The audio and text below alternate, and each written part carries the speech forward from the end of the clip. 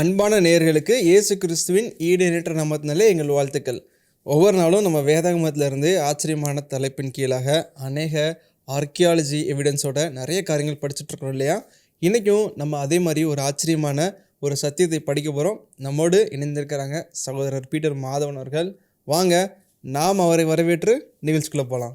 மாதவன், இந்த நாளில் நம்ம என்ன ஒரு ஆச்சரியமான காரியத்தை குறித்து பார்க்க போகிறோம்? வேதாகம ஆச்சரியங்கள்ல இன்றைக்கு அகழ்வாராய்ச்சியில் உள்ள ஆச்சரியத்தை பற்றி நாம் பார்க்க போறோம். இன்றைக்கான தலைப்பு வேதாகமத்தை நிரூபிக்கும் கோரேசின் உருளை, கோரேசின் கல்வெட்டு என்ற தலைப்பின் கீழாக பார்க்க போறோம். சரி, இந்த கோரேசின் உருளையை பற்றி அதற்கு பின்பதாக இருக்கக்கூடிய அகழ்வாராய்ச்சி காரியங்கள் எல்லாம் நம்ம தெரிந்து கொள்வதற்கு முன்பதாக கோரேசை பற்றி அவர் பிறப்பதற்கு முன்பதாகவே ஏசாயா தீர்க்கதரிசி பதிவு செய்து வைத்திருக்கிறார். அந்த வேத வசனத்தை முதல்ல நம்ம படிப்போம். பிற்பாடு அவருடைய அகழ்வாராய்ச்சியை நாம் அகழ்ந்து பார்ப்போம். வாசிக்கட்டுமா? வாசிச்சிருங்க. ஏசாயா 44 அதிகாரம் 28 வாக்கியம். கோரேசை குறித்து, அவன் என் மெய்ப்பன், அவன் எருசலேமை நோக்கி நீ கட்டப்படு என்றும் தேவாலயத்தை நோக்கி நீ அஸ்திபாரப்படு என்றும் சொல்லி எனக்கு பிரியமானதை எல்லாம் நிறைவேற்றுவான் என்று சொல்லுகிறவர் நான். இந்த வசனத்தை நம்ம பார்க்கும்போது ஏசாயா தீர்க்கதரிசி தன்னுடைய புத்தகத்தில் கோரேஸ் என்ற ராஜாவுடைய பெயரை பதிவு செய்வதை பார்க்க முடியுது. சரி, இந்த பெயர் பதிவு செய்யப்படும் போது கோரேஸ் எந்த நாட்டை ஆட்சி செய்தார் என்றால், கோரேஸ் இந்த வசனம் பதிவு செய்யப்பட்ட போது பிறக்கவே இல்லை. என்ன சொல்ல வரேன் அப்படின்னா, கோரேஸ் பிறப்பதற்கு 150 வருடங்களுக்கு முன்பாகவே ஏசாயா தீர்க்கதரிசி அவரை பற்றின ஒரு தீர்க்க தரிசனம் பதிவு செய்து வைத்திருக்கிறார். ஏசாயா பதிவு செய்யவில்லை, பரலோகத்தின் தேவன் 150 வருடத்திற்கு பிற்பாடு கோரேஸ் என்பவர் பிறந்து செய்யக்கூடிய செயலை ஏசாயா பக்தனுக்கு ஆவியானவர் மூலமாக சொல்ல சொல்ல எழுதியிருப்பதை பார்க்க முடிகிறது. சரி, ஏசாயா தீர்க்கதரிசி சொன்ன காரியம் என்ன அப்படின்னா, 150 வருஷம் கழிச்சு கோரேஸ் என்ற அரசன் வருவான். அவன் என்ன பண்ணுவான் அப்படின்னா, எருசலேம் தேவாலயத்தை கட்டும்படி அனுமதி கொடுப்பான். எருசலேம் தேவாலயத்திற்கு அஸ்திபாரம் போடும்படி அனுமதி கொடுப்பான் என்று சொல்லப்படுவதை பார்க்க முடியுது. இப்ப ஏசாயா தீர்க்கதரிசி இருக்கும் போதே தேவாலயம் அஸ்திபாரம் போட்டு கட்டப்பட்டதா தான் இருந்துச்சு. அப்ப தேவாலயத்துக்கு என்ன ஆச்சு அப்படின்னா, இந்த ஏசாயா காலத்தில் உள்ள மக்கள் ஆண்டவருக்கு விரோதமா பாவம் செய்ய ஆரம்பிக்கிறாங்க. அந்த பாவம் அதிகரித்து கொண்டே இருக்கிறது. ஆண்டவருக்கு பிரியமில்லாத விக்கிரக ஆராதனை, ஆண்டவருக்கு பிரியமில்லாத குழந்தை நரபலிகள், இப்படி பல பாவங்களை என்ன பண்றாங்கன்னா செஞ்சுக்கிட்டே இருக்கிறாங்க. சிறுமைப்பட்டவர்களுக்கு இரக்கம் காட்டாத தன்மை, இப்படியே இவங்க செய்த பாவம் எரேமியா தீர்க்கதரிசி காலத்துல ரொம்ப முத்தி போயிருது. இந்த எரேமியா தீர்க்கதரிசியின் காலத்தில் பாபிலோன் ராஜாவாகிய நேபுகாத் நேச்சாருக்கு இந்த இஸ்ரவேல் ஜனங்கள் அடிமைப்பட்டு எருசலேம்ல இருந்து பல 1000 கிலோமீட்டர் பயணப்பட்டு பாபிலோனுக்கு அடிமையாக கொண்டு செல்லப்படுவதை பார்க்க முடியுது. கிட்டத்தட்ட 2000 கிலோமீட்டர் தொலைவில் இருக்கிறதுனா எருசலேம்ல இருந்து பாபிலோன்கிறத நம்மால் பார்த்து புரிந்து கொள்ள முடியும். இப்போ நீங்க கவனிக்க வேண்டிய விஷயம் என்ன அப்படின்னா, இந்த பாபிலோனுக்கு அடிமைப்பட்டு போனவர்கள் எத்தனை வருடமாக அடிமையா இருந்தாங்கன்னா 70 வருஷமா அடிமையா இருந்தாங்க. இந்த 70 வருஷமா அடிமையா இருந்த இஸ்ரவேல் மக்களை மீட்க யாருமே கிடையாதா அப்படின்னா, இந்த இஸ்ரவேல் மக்கள் 70 வருஷமா பாபிலோன் கீழே அடிமைப்பட்டு இருக்கிறாங்களே, இவர்களை மீட்பதற்காக ஆண்டவர் கொண்டு வந்த ஒரு பெர்ஷிய நாட்டு ராஜாதான் கோரேஸ் என்பதை நாம் புரிந்து கொள்ள வேண்டும். இந்த கோரேஸ் பாபிலோன் சாம்ராஜ்யத்திற்கு ஒரு முடிவு கட்டுகிறார். முடிவு கட்டின பிற்பாடு ஆண்டவருடைய ஜனமாகிய இஸ்ரவேல் ஜனத்தை அவர் விடுதலை பண்ணி, நீங்கள் போய் எருசலேம் தேவாலயத்திற்கு அஸ்திபாரம் போட்டு கட்டுங்கள் என்று அனுமதி கொடுக்கிறார். நான் சொன்ன இந்த விஷயம் எல்லாம் வேதாகமத்தில் இருக்கக்கூடிய ஒன்றுதான். இந்த கோரேஸ் ராஜா அனுமதி கொடுத்ததற்கான ஆதாரம் இருக்குதானா? இருக்குது. எங்க இருக்குன்னா, எஸ்ரா புத்தகம் 1 அதிகாரம் முதல் 2-3 வாக்கியங்கள் வாசித்தாலே தெரிந்து கொள்ளலாம். வாசிக்கட்டுமா? எஸ்ரா 1 அதிகாரம் 1, 2, 3 வாக்கியங்கள். எரேமியாவின் வாயினாலே கர்த்தர் சொன்ன வார்த்தை நிறைவேறும்படி பெர்ஷியாவின் ராஜாவாகிய கோரேசுடைய 1 வருஷத்திலே கர்த்தர் பெர்ஷியாவின் ராஜாவாகிய கோரேசின் ஆவியை ஏவினதினாலே அவன் பரலோகத்தின் தேவனாகிய கர்த்தர் பூமியின் ராஜ்யங்களை எல்லாம் எனக்கு தந்தருளி யூதாவில் உள்ள எருசலேமிலே தமக்கு ஆலயத்தை கட்டும்படி எனக்கு கட்டளையிட்டிருக்கிறார். அவருடைய ஜனங்கள் எல்லாரிலும் எவன் உங்களுக்குள் இருக்கிறானோ அவனோடே அவனுடைய தேவன் இருப்பாராக. அவன் யூதாவில் உள்ள எருசலேமுக்கு போய் இஸ்ரவேலின் தேவனாகிய கர்த்தருடைய ஆலயத்தை கட்டக்கடவன். எருசலேமிலே வாசம் பண்ணுகிற தேவனே தேவன். இந்த வசனத்தை நீங்க பாத்தீங்கன்னா ஏசாயா அப்பவே சொன்னாரு. 150 வருடத்திற்கு முன்பதாகவே கோரேஸ்னு ஒருத்தர் வருவாரு. அவர் எருசலேம் தேவாலயத்துக்கு அஸ்திபாரம் போடுவாரு, கட்டி கொடுப்பாரு, கட்டளை கொடுத்து அனுப்புவாருங்கிறத 150 வருஷத்துக்கு முன்பதாகவே ஏசாயா தன்னுடைய புத்தகத்துல என்ன பண்ணியிருந்தாரு, பதிவு செய்து வைத்திருந்தாரு. ஏன் ஆலயத்தை கட்டுறத பத்தின விஷயத்த பதிவு செய்யறாரு அப்படின்னா, எரேமியாவின் காலத்தில் பாபிலோன் ராஜாவாகிய நேபுகாத்நேச்சர் சிறைபிடித்து கொண்டு போகும்போது என்ன பண்ணிட்டாருன்னா, இந்த எருசலேம் தேவாலயத்தில் உள்ள அந்த பரிசுத்த ஜாமான்கள் எல்லாம் எடுத்து தன்னுடைய கோயிலுக்கு போய் வச்சுட்டாரு. பிற்பாடு இந்த எருசலேம் தேவாலயத்தை தீக்கரையாக்கினார், முற்றிலுமாக தகர்த்து போட்டார் என்பதை நம்மால் பார்க்க முடியுது.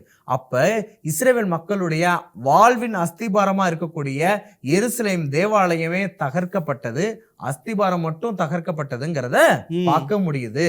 அப்ப இஸ்ரவேல் மக்களை விடுதலையாக்குவது மட்டும் கோரேஸ் ராஜாவுடைய வேலை இல்ல, அந்த இஸ்ரவேல் மக்களுக்கு மறுபடியுமாக தேவாலயத்தை கட்டி கொடுக்கணும், அதுக்கு அஸ்திபாரம் போடணுங்கிறதும் அவருடைய வாஞ்சியா இருந்துச்சு.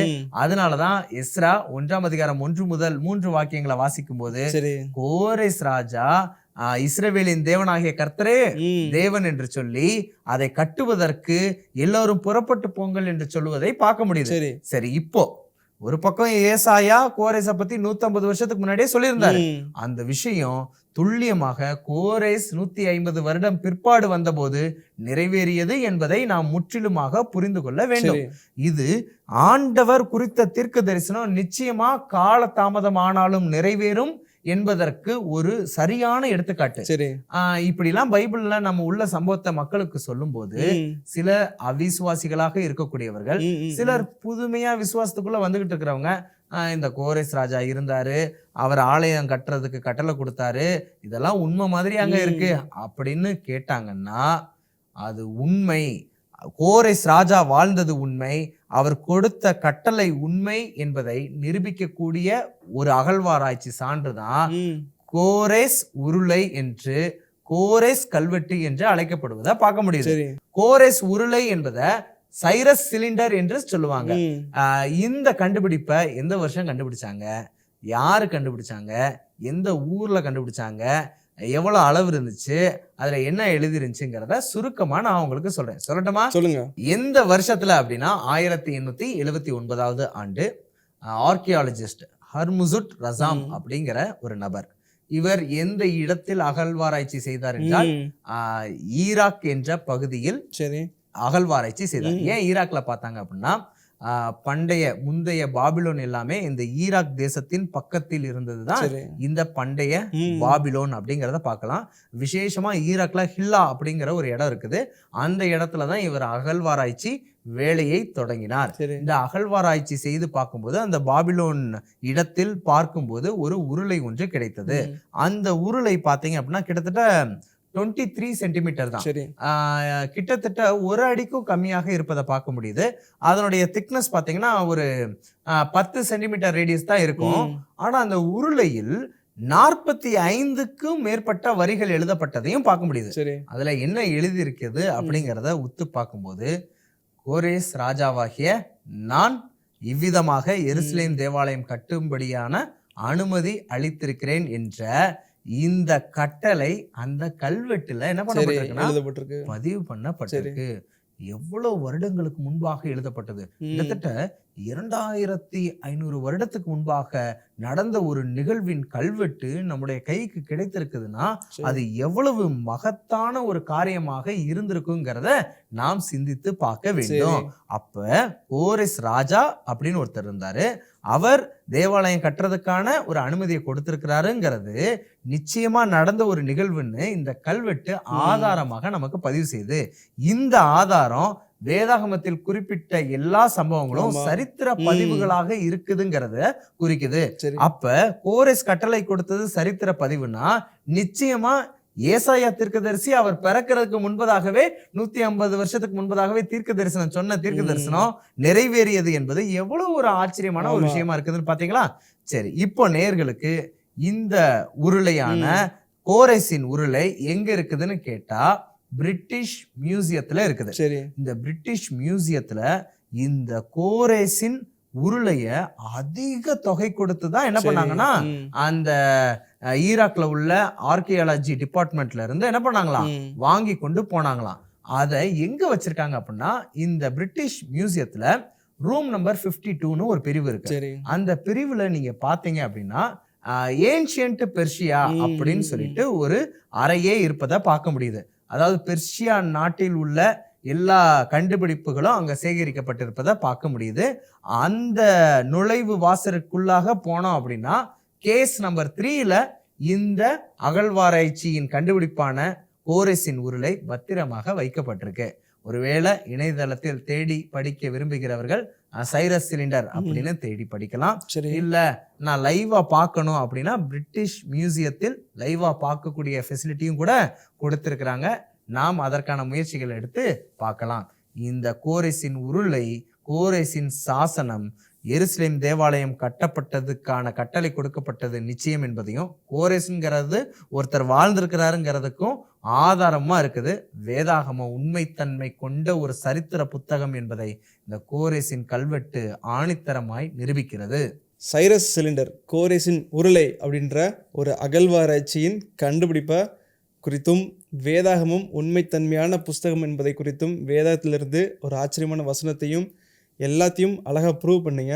இது பார்க்கும் பார்வையாளர்களுக்கு ரொம்பவே உதவிகரமாக இருக்கும் என்பதில் எந்த சந்தேகமும் இல்லை. இதே போன்ற இன்னொரு நிகழ்ச்சியில் நாங்கள் உங்களை சந்திக்கிறோம். அது வரைக்கும் தேவன் உங்களோடும் உங்கள் குடும்பத்தோடும் இருப்பாராக. ஆமேன். ஆமேன் சகோதரரே. என்ன நேயர்களே, இந்த வேதாகம ஆச்சரியம் உங்களுக்கு ரொம்பவே யூஸ்ஃபுல்லாக இருக்கும்ட்டு நான் கர்த்தருக்குள் நம்புகிறேன். இதே போல் இன்னும் அநேக நிகழ்ச்சியில் நாங்கள் உங்களை சந்திக்கிறோம். அது வரைக்கும் தேவன் உங்களையும் உங்கள் குடும்பத்தையும் ஆசீர்வதிப்பாராக. ஆமேன்.